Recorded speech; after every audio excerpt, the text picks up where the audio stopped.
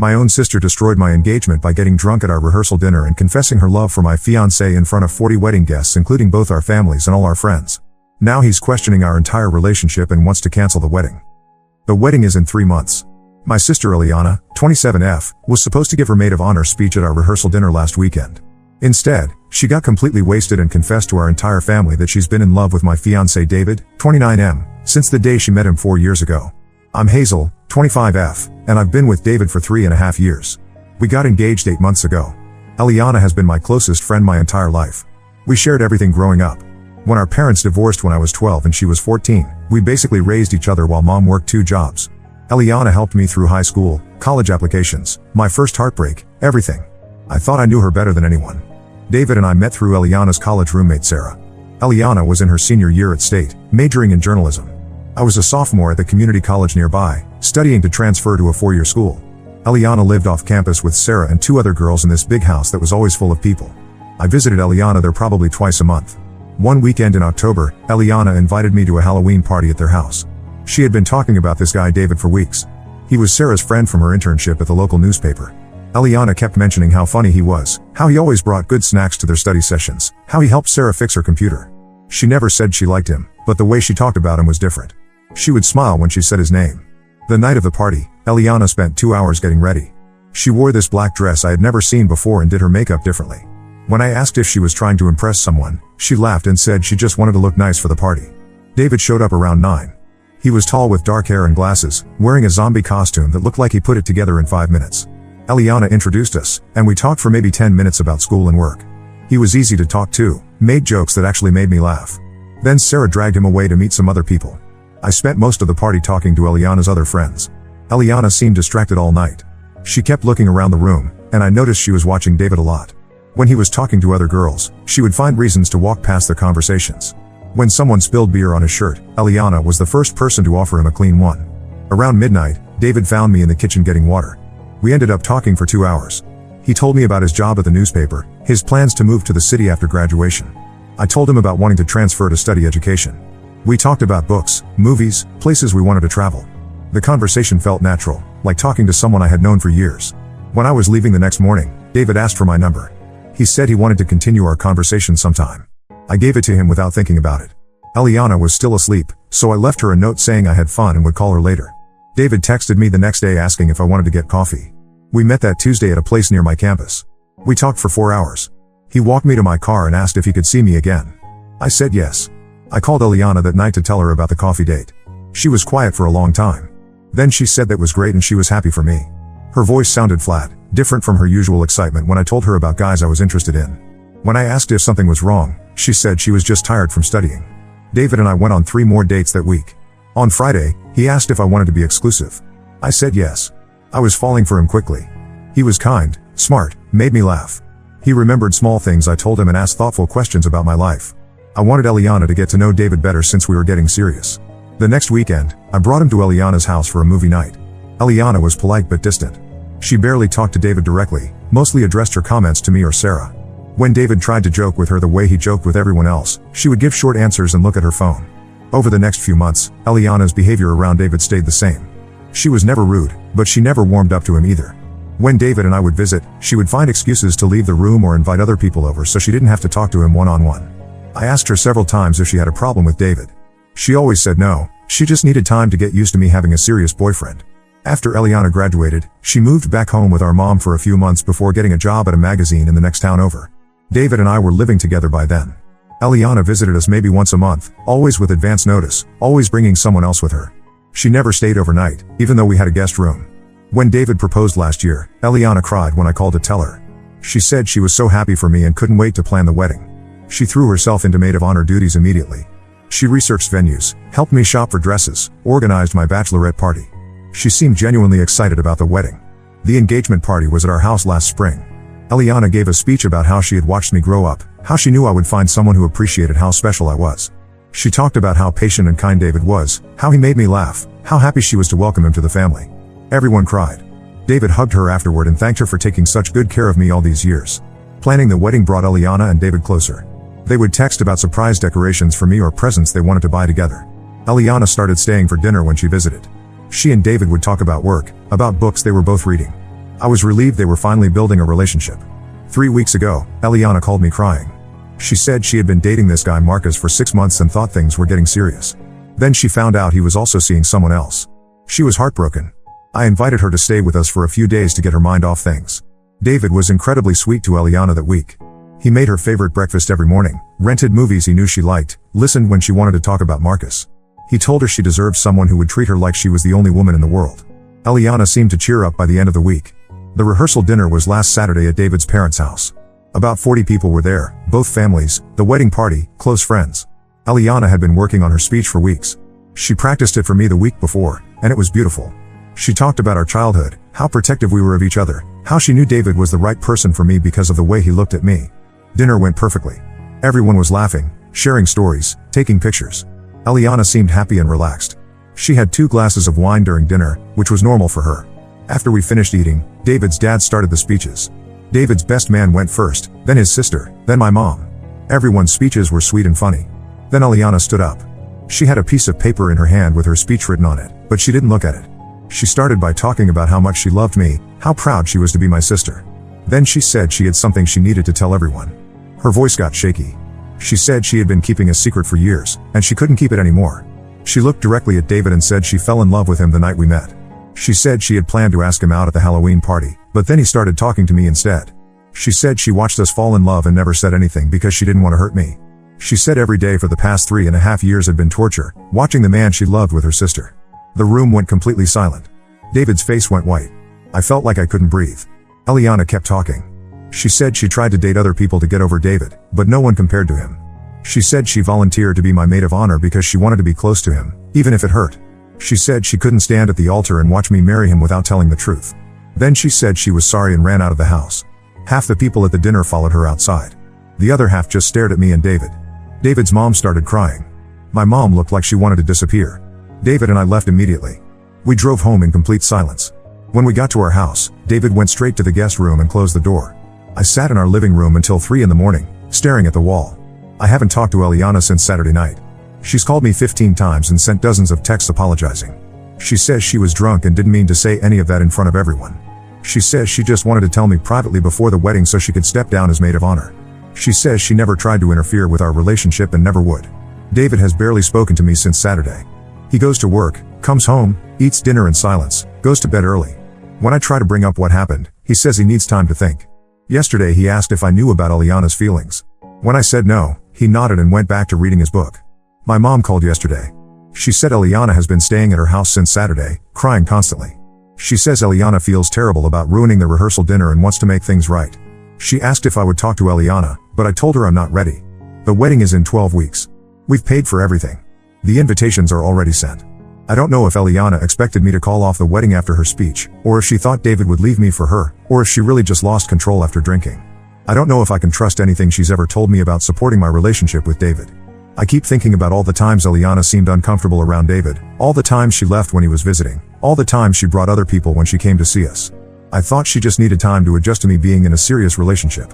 Now I wonder if every conversation we had about David was torture for her. I also keep thinking about how helpful she was with wedding planning, how excited she seemed about being my maid of honor. Was she planning to confess all along? Was she hoping something would happen to break us up before the wedding? Did she volunteer to be my maid of honor so she could be close to David? David said yesterday that he wants to postpone the wedding. He says he needs to understand what happened before we can move forward. He says he's questioning everything about our relationship now, wondering if Eliana was trying to sabotage us from the beginning. He says he doesn't know if he can trust that our relationship is real if my own sister was in love with him the whole time. I don't know what to do. I love David, and I thought he loved me. But now he's questioning our entire relationship because of Eliana's confession. I'm angry at Eliana for keeping this secret for years, for ruining our rehearsal dinner, for putting this doubt in David's mind. But I'm also confused about why she chose that moment to confess, in front of our entire family, if she really just wanted to step down as maid of honor. The worst part is that I don't know if anything about my relationship with David is real. Did he really choose me, or did he just end up with me because Eliana never said anything? Would he have picked her if she had spoken up first that night? Am I just the consolation prize? Update 1: A lot has happened since my original post. I want to thank everyone who commented and messaged me. Reading your perspectives helped me figure out what I needed to do. First, about David. We postponed the wedding. David said he needed space to think about everything, so he's been staying at his friend Mike's apartment for the past 2 weeks. We've talked on the phone a few times, but the conversations are awkward and short. He keeps saying he needs more time to process what happened. Last week, David's mom called me. She said David has been a mess since the rehearsal dinner. He's not sleeping, barely eating, calling in sick to work. She said he loves me but doesn't know how to handle the situation with Eliana. She asked if I thought Eliana's confession was true or if she was just drunk and saying things she didn't mean. I told her I believed Eliana was telling the truth about her feelings, but I didn't think she was trying to break us up. David's mom said she was worried David was using this as an excuse to run away from commitment. She said he had done something similar with his ex-girlfriend 2 years before we met, found a reason to end things when they started talking about moving in together. This surprised me because David had told me his previous relationship ended because they wanted different things. He never mentioned anything about commitment issues. When I asked David's mom for more details, she said I should talk to David directly about his past relationships. I called David that night and asked him to meet me for coffee. He agreed, but said he could only talk for an hour because he had plans with Mike. We met at the coffee shop where we had our first date. David looked terrible. He had lost weight and had dark circles under his eyes. When I asked how he was doing, he said he hadn't been sleeping well. He kept apologizing for how he had been handling things, but said he didn't know what else to do. I asked him about what his mom had said about his ex-girlfriend. David got defensive and said his mom didn't understand the situation. When I pressed him for details, he admitted that he had ended his last relationship when his girlfriend started talking about marriage. He said he panicked and convinced himself they weren't compatible. He said the situation with Eliana made him realize he might be doing the same thing with us. He said maybe he was looking for an excuse to run away when things got serious. But he also said he couldn't stop thinking about whether Eliana's confession meant our relationship was built on a lie. I asked him directly if he had ever been interested in Eliana. He said no, he had always seen her as my sister. But then he said something that made my stomach drop. He said he wondered if Eliana would have been a better match for him because she was more outgoing and confident than me. That comment hurt more than anything Eliana had said at the rehearsal dinner. I told David that if he thought Eliana would be a better girlfriend, he should go find out. I got up and left the coffee shop. David called me that night crying. He said he didn't mean what he said about Eliana being a better match. He said he was confused and scared and taking it out on me. He begged me to give him another chance to work through this together. I told him I needed space now too.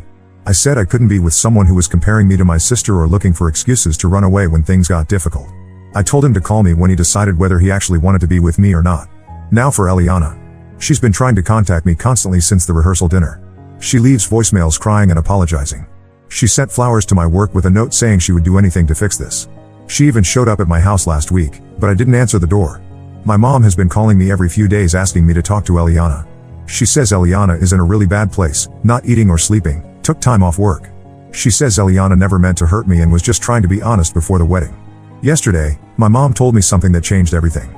She said Eliana had come to her house the week before the rehearsal dinner asking for advice. Eliana had told my mom she was in love with David and didn't know what to do. She said she couldn't watch me marry him without telling someone the truth. My mom said she told Eliana she had two choices, tell me privately before the wedding or keep the secret forever. My mom said she never imagined Eliana would confess in front of everyone at the rehearsal dinner. She said Eliana called her the next morning saying she didn't remember most of what happened that night and asked what she had said. This made me realize Eliana wasn't planning to ruin the rehearsal dinner. She was probably planning to talk to me privately, but lost control when she got emotional during the speech. It doesn't excuse what she did, but it makes me understand her mindset better. I also learned something else from my mom. She told me that when David and I first started dating, Eliana asked her advice about whether she should tell me she had feelings for David. My mom told her it was too late since David and I were already together, and it would only hurt everyone involved. My mom said Eliana cried for hours that day. She said Eliana asked if my mom thought David would have chosen her if she had spoken up first. My mom told her there was no point in thinking about what might have happened, and Eliana needed to focus on being happy for me. Knowing this made me see Eliana's behavior over the past 3 years differently. She wasn't trying to sabotage my relationship or steal David away from me. She was trying to protect me from getting hurt while dealing with her own pain. That doesn't make what she did at the rehearsal dinner okay, but it helps me understand why she kept her distance from David and why she seemed uncomfortable around us sometimes. Last night, I finally called Eliana back. She answered on the first ring and immediately started crying. She apologized over and over for ruining everything. She said she never meant to hurt me or David or anyone else at the dinner. I told her I knew she hadn't planned to confess in front of everyone. She said she had been planning to tell me privately the week before the wedding and asked to step down as maid of honor. She said she had too much wine at dinner and got emotional during her speech, and everything just came out. Eliana said the hardest part of the past 3 years wasn't being in love with David, it was lying to me about it. She said every time I asked her for relationship advice or complained about David, she wanted to tell me the truth but was afraid of losing me. She said watching me plan the wedding was torture, but she didn't want to ruin my happiness. I asked her if she ever tried to interfere with my relationship with David. She swore she never did anything to try to break us up. She said she actually gave David advice about how to make me happy on several occasions. She said she wanted me to be happy, even if it meant being with the man she loved. Eliana also told me something that surprised me. She said David had always been kind to her, but he never showed any romantic interest in her. She said he would ask her about my favorite things, what I was stressed about, how to cheer me up when I was sad. She said it was obvious he was completely focused on me. She said that made her feelings worse in some ways because she could see how much David loved me. She said she never had any illusion that David would choose her over me, which is why she never said anything. At the end of our conversation, Eliana asked if there was any way we could fix our relationship. She said she understood if I needed time and space, but she couldn't handle the thought of losing me forever. She said I was the most important person in her life, and she would rather live with the pain of loving David than lose her sister. I told her I wasn't ready to forgive her yet, but I didn't want to lose her either. I said I needed time to figure out how to trust her again. She said she would wait as long as it took and would do whatever I needed her to do to earn my trust back. So now I'm dealing with a postponed wedding, a fiancé who's questioning our entire relationship, and a sister who's been in love with my fiancé for years. I don't know if David and I will get back together. I don't know if Eliana and I can rebuild our relationship. I don't know if I'll ever feel secure in any relationship again, knowing that someone I trusted completely was keeping such a huge secret from me. The one thing I do know is that I'm tired of everyone else making decisions about my life. David is deciding whether he wants to be with me based on someone else's feelings. Eliana made a decision to confess her feelings without considering how it would affect me.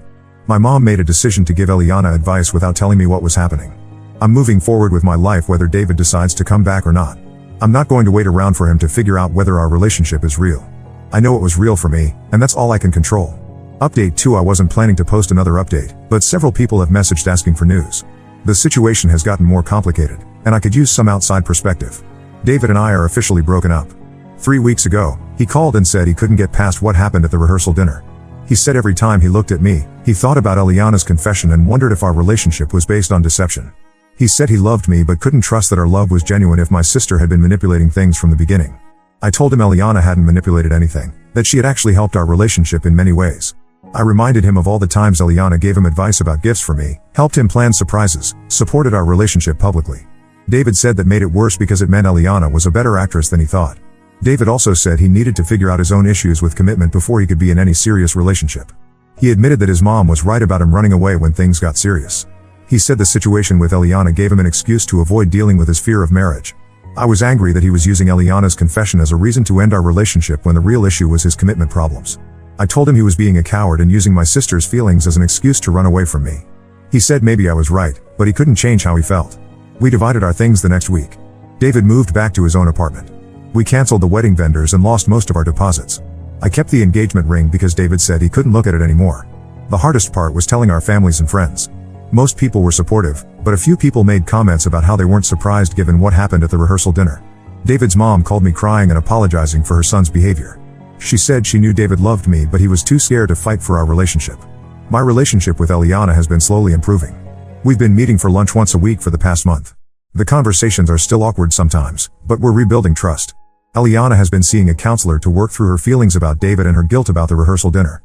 Last week, Eliana told me something that made me see David differently. She said 2 months before the rehearsal dinner, David had asked her about my ring size because he was thinking about upgrading my engagement ring for our anniversary. Eliana said David seemed excited about surprising me and talked about how he couldn't wait to see my reaction.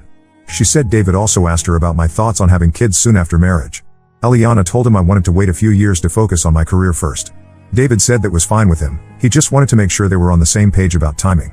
Eliana said based on those conversations, she believed David was genuinely excited about marrying me and starting a life together. She said his behavior after her confession seemed completely different from how he had been talking about our relationship before.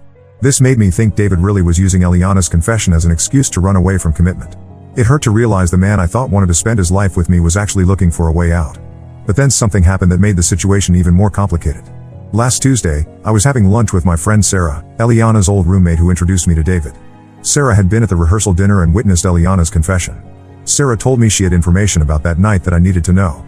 She said after Eliana ran out of the house, Sarah followed her outside to make sure she was okay. She found Eliana in the backyard throwing up and crying. Sarah said Eliana was so drunk she could barely stand up. When Sarah asked what had happened, Eliana said she couldn't remember giving a speech. Sarah had to tell her what she had said. Eliana immediately started panicking and begging Sarah to tell her it wasn't real. Sarah said Eliana asked her to drive her home because she was too drunk to drive herself. On the way to Eliana's apartment, Eliana kept saying she had ruined everything and didn't know how she was going to face me again. She said she had never meant to say those things in public. This confirmed what my mom had told me about Eliana not remembering the confession. But then Sarah told me something else that shocked me. Sarah said that night wasn't the first time Eliana had gotten drunk and talked about David. She said at Eliana's birthday party last year, Eliana got very drunk and told Sarah she was in love with David. Sarah said she told Eliana she needed to either tell me the truth or find a way to get over it. Sarah said a few months later, Eliana called her crying after she saw engagement photos David and I had posted on social media. Eliana told Sarah she didn't know how she was going to get through the wedding. Sarah said she offered to talk to me about the situation, but Eliana begged her not to say anything. Sarah said she had been watching Eliana struggle with her feelings for months and was actually relieved when Eliana confessed at the rehearsal dinner because she thought it meant the secret was finally out. She said she never imagined David would react the way he did. Sarah also told me that Eliana had asked her multiple times whether she thought David had ever shown interest in her. Sarah said she always told Eliana no, David only ever talked about me when Eliana wasn't around. Sarah said David would ask about my favorite restaurants, what movies I wanted to see, what kind of flowers I liked. She said it was obvious David was completely focused on me. This conversation with Sarah made me realize how much Eliana had been suffering in silence. It also made me angrier at David for throwing away our relationship instead of trying to work through the situation together. But the biggest surprise came yesterday. David showed up at my apartment unannounced. He looked terrible, even worse than when I saw him at the coffee shop weeks ago. He said he had been thinking about everything and realized he made a mistake breaking up with me. David said he had been talking to a counselor about his commitment issues and realized he was using Eliana's confession as an excuse to run away from the best relationship he had ever had. He said he knew our love was real and he was sorry for questioning it. He asked if we could try again. He said he wanted to work through his commitment problems and learn how to fight for our relationship instead of running away when things got difficult. He said he missed me every day and realized he didn't want to live without me. I told David the first needed time to think about it. I said I was hurt that he had thrown away 3.5 years together instead of trying to work through the situation with me. I said I didn't know if I could trust him not to run away again the next time we faced a challenge. David said he understood and would wait for my answer. He said he would do whatever it took to prove he was serious about working through his issues and committing to our relationship. I'm torn about what to do. Part of me still loves David and wants to give him another chance. But another part of me is angry that he gave up on us so easily. I also worry that he's only coming back because he's lonely and scared, not because he's actually ready to commit. Eliana has been supportive of whatever decision I make. She said she would step back completely if David and I got back together, but she also said she thought David's timing was suspicious. She said she worried he might run away again if another challenge came up. My mom thinks I should give David another chance since he's acknowledging his problems and seeking help. My friends are split, some think he deserves another chance, others think he showed his true character by abandoning me when things got difficult. I don't know what to do. I love the man I thought David was, but I'm not sure that man actually exists. The David the first loved wouldn't have questioned our entire relationship because of someone else's feelings. The David the first loved would have fought for us instead of running away. I told David the first would give him an answer next week. I'm trying to figure out whether people really can change or if I'm just setting myself up to get hurt again. Update 3. This will be my last update. I wanted to share how everything turned out and thank everyone who offered advice and support over the past few months. I decided not to get back together with David. After thinking about it for a week, I realized I couldn't trust him not to run away again the next time we faced a challenge. When he showed up asking for another chance, he kept focusing on his commitment issues and fear of marriage, but he never really addressed why he questioned whether our relationship was real in the first place. The fact that he thought Eliana's confession meant our love was fake told me he never really understood our relationship. Someone who truly loved me would have been upset about the situation but wouldn't have doubted what we had together. David's reaction showed me he was looking for an excuse to leave, and Eliana's confession just gave him one. When I told David my decision, he got angry. He said I was being unfair and not giving him a chance to prove he had changed. He said he had been going to counseling and working on his issues. I told him I was glad he was getting help, but I couldn't be his practice girlfriend while he figured out how to commit to someone. David said I would regret this decision and that I was throwing away something good because of pride. That comment confirmed I was making the right choice. That David the first had fallen in love with would have respected my decision and wished me well, not tried to make me feel guilty for protecting myself. I haven't heard from David since the conversation 3 weeks ago. His mom called me last week to apologize for how he handled everything. She said she was disappointed in him for giving up on us so easily. She said she hoped we could stay in touch, but I told her it would be better for everyone if we made a clean break. My relationship with Eliana has gotten much stronger. We're not back to where we were before, but we're building something new that feels more honest. Eliana has been completely transparent about her feelings and her progress in counseling. She's also started dating someone new, a guy named Tom who works at her magazine. Eliana introduced me to Tom 2 weeks ago, and it was clear she has genuine feelings for him. She seems happier and more relaxed than I've seen her in years. She told me that working through her feelings about David in counseling helped her realize she had been holding on to an idealized version of him that wasn't based in reality. Eliana said she's grateful her confession happened because it forced her to confront feelings she had been avoiding for years. She said keeping that secret was exhausting and damaging her relationship with me.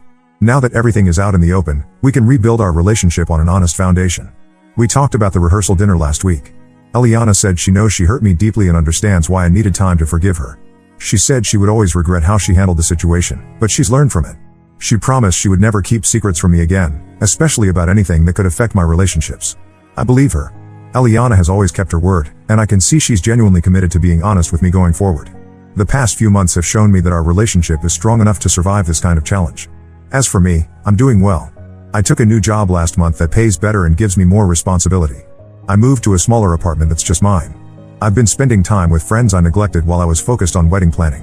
I'm not dating anyone yet, but I'm open to meeting someone new eventually. This whole experience taught me the importance of being with someone who will fight for the relationship when things get difficult, not someone who looks for excuses to run away. I also learned that secrets, even ones kept with good intentions, can be incredibly damaging. If Eliana had told me about her feelings years ago, it would have been painful, but we could have worked through it together.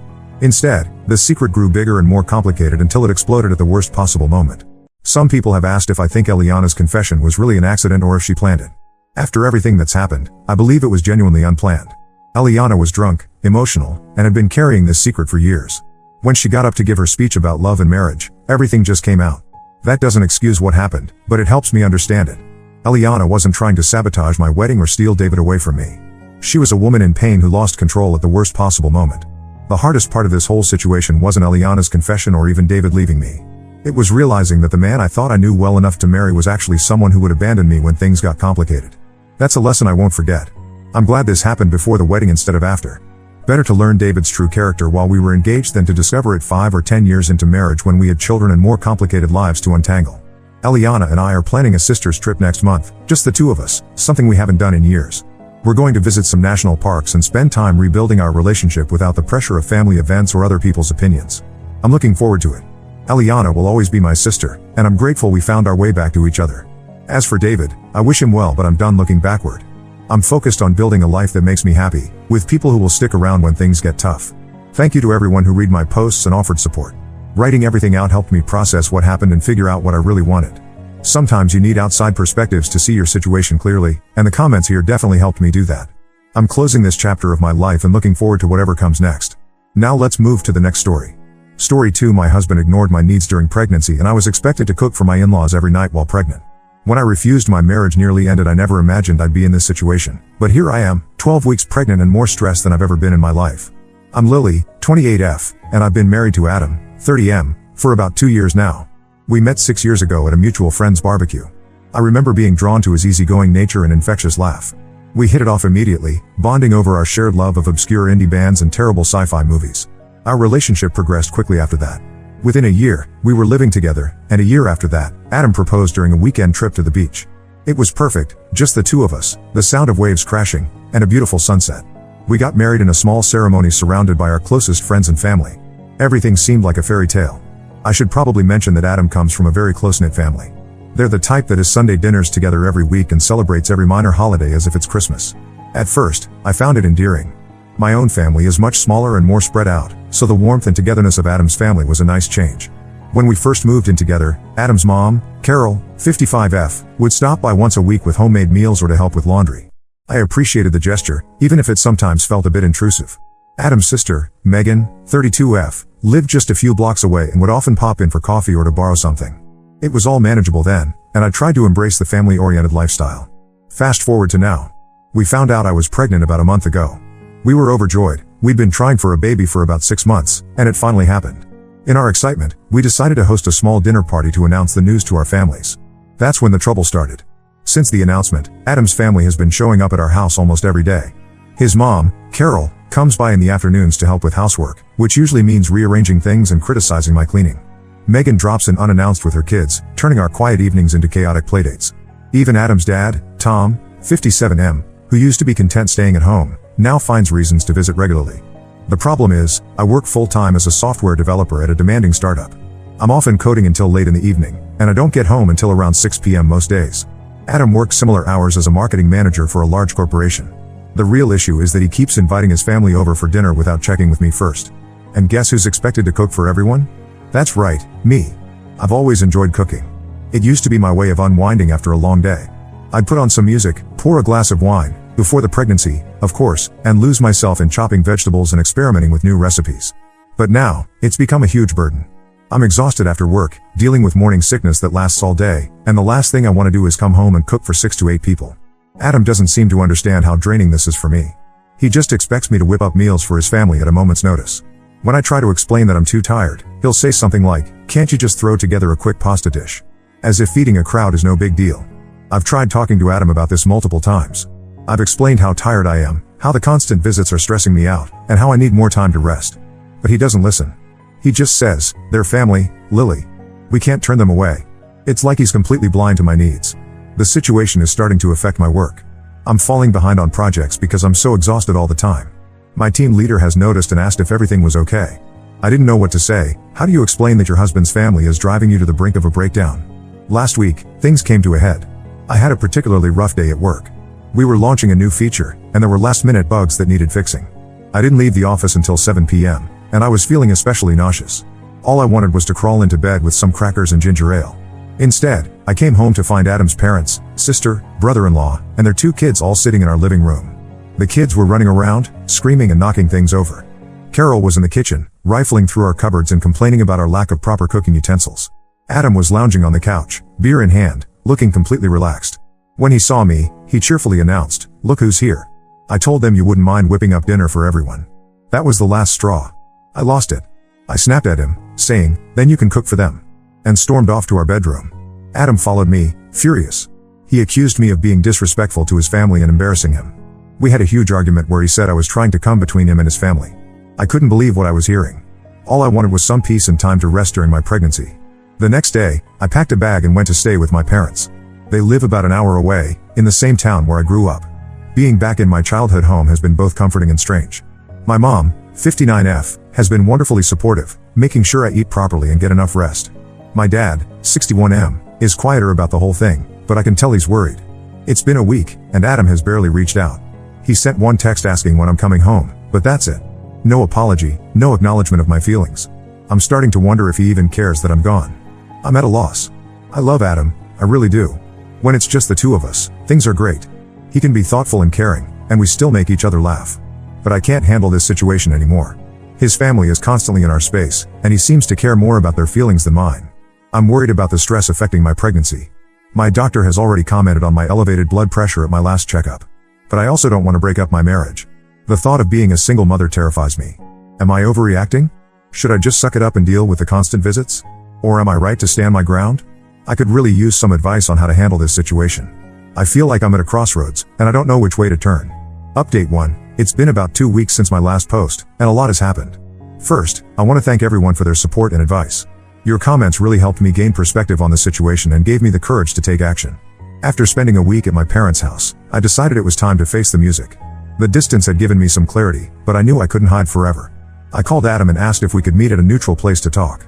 We agreed to meet at a quiet cafe near our house, a place where we used to have weekend brunch dates before all this drama started. When I arrived at the cafe, Adam was already there. He looked tired and a bit disheveled, which was unusual for him. He's typically very put together, always dressed sharply for his corporate job. Seeing him like this made me realize that the situation was affecting him too, even if he hadn't shown it before. The conversation was tense at first. Adam was still angry about how I disrespected his family. He brought up the night I snapped, saying his mom had been hurt by my behavior. I took a deep breath, reminding myself to stay calm. I explained how overwhelmed and unsupported I felt. I told him about the physical and emotional toll of working full-time while pregnant, then coming home to cook for a crowd several times a week. I reminded him of our life before we got married. How we used to have quiet evenings together, trying out new recipes or binge watching our favorite shows. I told him I missed that connection with him, that it felt like his family had taken over our lives. To my surprise, Adam actually listened this time. He admitted he hadn't really considered how difficult it must be for me. He apologized for not being more considerate and for accusing me of trying to come between him and his family. He said he'd been so excited about becoming a father that he wanted to share every moment with his family, but he realized now that he'd gone overboard. We spent hours at that cafe, talking through our issues. It reminded me of our early dating days when we'd lose track of time just talking and laughing together. By the end of our conversation, we had agreed on some ground rules moving forward, like, no more surprise dinner guests. If Adam wants to invite his family over, he needs to discuss it with me first. If we do have dinner guests, Adam will be responsible for cooking or ordering takeout. We'll limit family visits to once a week, giving us more time to ourselves. Adam promised to be more attentive to my needs during the pregnancy. I felt cautiously optimistic as I moved back home. For about a week, Adam stuck to our agreement. He even cooked dinner one night when his sister Megan came over, and he made sure she left at a reasonable hour so I could get some rest. It felt like we were finally on the same page. But then, one evening, everything fell apart again. I had a particularly stressful day at work. We were behind schedule on a major project, and my boss had been breathing down my neck all day. I was looking forward to a quiet night in, maybe a warm bath and some Netflix. As I pulled into our driveway, I noticed an unfamiliar car parked in front of our house. My heart sank. When I walked in, I found Adam's mom, Carol, sitting in our living room. She had a stack of baby magazines on her lap and was talking animatedly about nursery designs. I looked at Adam, silently pleading with him to remember our agreement. He looked guilty but said nothing. Carol announced she was staying for dinner and started critiquing our house, saying it wasn't baby ready. She went on about how she had raised 3 children and knew exactly what we needed to do. I reminded Adam of our agreement, but he just shrugged and said, "It's just my mom, Lily. Don't make a big deal out of it." I felt betrayed and angry. All the progress we'd made seemed to evaporate in an instant. I excused myself and went to lie down, leaving Adam to deal with his mother. I could hear Carol's voice drifting up from the kitchen, talking about how sensitive pregnant women can be and how Adam needed to be patient with me. It took every ounce of self-control not to march downstairs and give her a piece of my mind. Later that night, after Carol had gone home, we had another argument. Adam accused me of being too sensitive and said I needed to be more accommodating to his family. I countered that he needed to respect our agreements and stand up for me. I reminded him of everything we'd talked about at the cafe, but it was like he'd forgotten it all. The argument ended with Adam sleeping on the couch and me feeling more alone than ever. I lay awake most of the night, rubbing my slightly swollen belly and wondering how things had gone so wrong. The next day, I called in sick to work. I couldn't face my team in this state. I spent the day researching pregnancy support groups and therapists in our area. I knew I needed help to navigate this situation, whether Adam was on board or not. I'm starting to wonder if this marriage can survive. The stress is affecting my health, and I'm worried about the baby. My morning sickness, which had started to subside, has come back full force. I've lost weight instead of gaining it, and my doctor is concerned. I've decided to schedule an appointment with a marriage counselor. If Adam won't go with me, I'll go alone. I need to figure out what's best for me and my baby, even if that means making some tough decisions. I love Adam, and I want our marriage to work. But I'm beginning to realize that love might not be enough. I need a partner who respects me, supports me, and puts our little family first. Right now, I'm not sure if Adam is that partner. Thank you all for listening. I'll update again when I have more news. Update 2. It's been a month since my last update, and I wish I had better news to share. The situation with Adam and his family has only gotten worse, despite my best efforts to salvage our relationship. After the incident with Carol's surprise visit, I went ahead and booked an appointment with a marriage counselor. I told Adam about it and asked him to come with me. He reluctantly agreed, but on the day of the appointment, he called to say he couldn't make it due to a work emergency. I was disappointed but decided to go alone. The counselor, Dr. Martinez, was a kind woman in her 50s with a calm demeanor that immediately put me at ease. She listened patiently as I poured out my frustrations and fears. She gave me strategies to communicate more effectively with Adam and set boundaries with his family. She also emphasized the importance of prioritizing my health and the baby's well-being during this stressful time. Armed with this advice, I tried once again to talk to Adam. I waited until we were both relaxed one evening, sitting on the porch swing we'd bought when we first moved in. I explained how his actions were affecting me and our unborn child. I told him I needed his support and understanding. For a moment, I thought I was getting through to him. He nodded along, squeezing my hand and promising to do better. But then, a few days later, everything fell apart again. I came home from work, exhausted as usual, to find our house full of people. Adam had invited his entire extended family over for a pre-baby celebration. There were at least 15 people crammed into our living room, including young children running around and making noise. I spotted Adam's Aunt Susan, who I'd only met twice before at family gatherings. She was holding court in our kitchen, loudly proclaiming that she'd brought her famous casserole because she wasn't sure if I'd be up to cooking for everyone. Adam's cousins had taken over our TV, arguing over what game to play on our console. Carol was leading a group of relatives on a tour of the house, pointing out all the things that needed to be fixed before the baby arrived. I was overwhelmed and felt a panic attack coming on. The noise, the crowd, the implied criticism of my homemaking skills, it was all too much. I retreated to our bedroom, trying to calm my racing heart and quell the nausea rising in my throat. Adam followed me, demanding to know why I wasn't joining the party. When I reminded him of our agreement and the stress this was causing me, he exploded. He accused me of being selfish and said I was ruining his joy over becoming a father. He said his family had always been close-knit and I was trying to change that. The argument escalated, with both of us saying hurtful things. In the heat of the moment, Adam shouted, "If you can't accept my family, maybe you shouldn't be part of it." Those words hit me like a ton of bricks. I realized then that nothing was going to change. No matter how many times we talked, no matter how many agreements we made, Adam would always prioritize his family's wishes over my needs. I packed a bag right then and there, ignoring the concerned looks from Adam's family as I walked out the door. I couldn't bear to go to my parents' house again. I didn't want to worry them any more than I already had. Instead, I called my sister, Emily, 34F, who lives about an hour away. She immediately told me to come over. I've been staying with Emily for the past week. She's been incredibly supportive, helping me process everything that's happened. She even took a few days off work to be with me, distracting me with silly movies and late-night ice cream sessions like when we were teenagers. I've decided to take some time apart from Adam. I need to focus on my health and the baby's well-being. I've asked Adam not to contact me for a while, and surprisingly, he's respected that wish. The only message I've received from him was a brief text asking if I was safe and if the baby was okay. I appreciated that he asked, but it also hurt that he didn't seem to care about my emotional state. I'm now 18 weeks pregnant and starting to show. Emily went with me to my latest doctor's appointment, holding my hand as we listened to the baby's heartbeat. It breaks my heart that what should be a joyous time has turned into such a nightmare. I'm considering my options moving forward, including the possibility of separation or divorce. It's not what I wanted, but I have to do what's best for me and my child. I've scheduled another appointment with Dr. Martinez to help me navigate this difficult time. I'm also looking into legal advice to understand my rights and options. Emily's friend is a family law attorney, and she's offered to give me a free consultation. For now, I'm taking things one day at a time. I'm trying to eat well, get enough rest, and stay positive for the baby's sake. Emily has been amazing, helping me set up a small space in her guest room as a temporary nursery. We've been shopping for maternity clothes and baby essentials, trying to focus on the joy of preparing for the baby's arrival rather than the sadness of my current situation. Thank you all for your continued support. Your kind words and advice have been a lifeline during this difficult time. I'll update again when I have more news. Update 3, it's been 2 months since my last update, and I'm now 26 weeks pregnant. A lot has changed, and I wanted to share the latest developments with you all. After spending 3 weeks at my sister's place, I realized I needed to make some permanent decisions. I couldn't keep living in limbo, especially with the baby on the way. I reached out to Adam and asked if we could meet to discuss our future. We met at the park where he proposed to me. It seemed fitting somehow, to come full circle to where our journey together began. The conversation was difficult, but necessary. Adam seemed different, more subdued and reflective. He told me he'd been doing a lot of thinking while I was gone. To my surprise, he apologized sincerely for his behavior. He admitted that he'd been so caught up in his excitement about becoming a father that he'd neglected my needs and feelings. He said he'd had long talks with his parents and sister, and they all realized how overwhelming their constant presence had been for me. Adam shared that he'd started seeing a therapist on his own, which honestly shocked me. He'd always been skeptical of therapy, saying it was for weak people.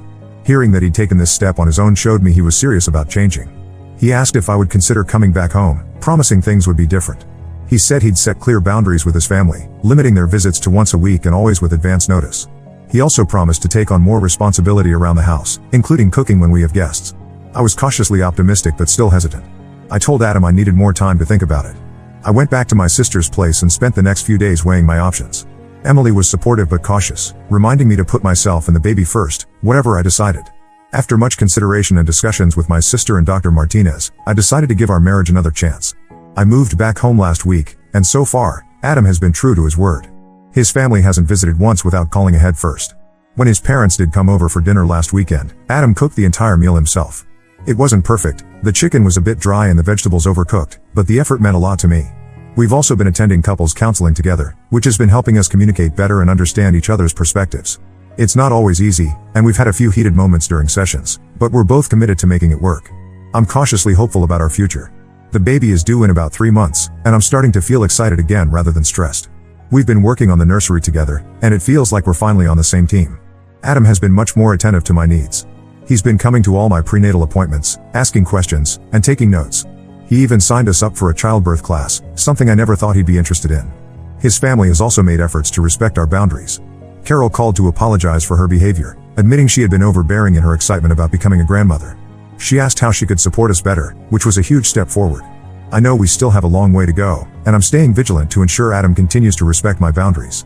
But for now, I'm choosing to focus on the positive changes and hope for a brighter future for our little family. Thank you all for your support throughout this difficult journey. Your advice and encouragement have been invaluable. I'll post another update after the baby arrives. Wish us luck.